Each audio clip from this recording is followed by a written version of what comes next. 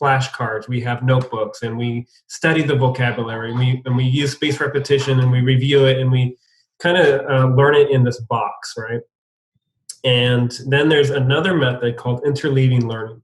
And this is actually much more powerful of a way of learning a new language than deliberate study. Because with deliberate study, there's really a lot of diminishing returns where we can really only approach language that way for so long.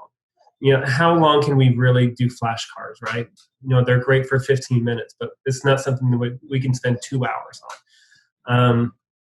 Whereas interleaved learning is basically, you know, you learn what you can, and then you use what you got.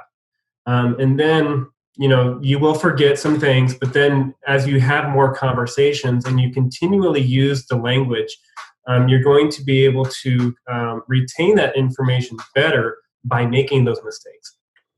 And if we're kind of negating that entire process and we only focus studying the language in a deliberate way, it's going to be really tough because we're kind of depriving ourselves of those mistakes or those opportunities to make those mistakes.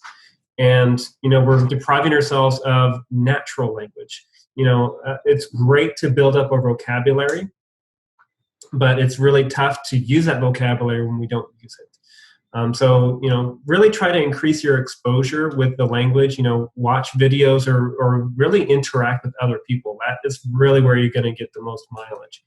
And, you know, using what you know, even if it's not a lot, you know, maybe you know the alphabet and you know your numbers 1 through 10 and a few colors. Like, don't wait, you know, go ahead and use what you know. If you have the alphabet, then, you know, use that alphabet to make a communication or make that communication happen. It might not be a very long conversation, but you're going to be getting in that practice, and you know, you're creating the muscle memory, you're improving your receptive skills, you're improving your expressive skills, even if you don't know that much in the beginning. And so really it's not too early. It's never too early to go ahead and start using what you know.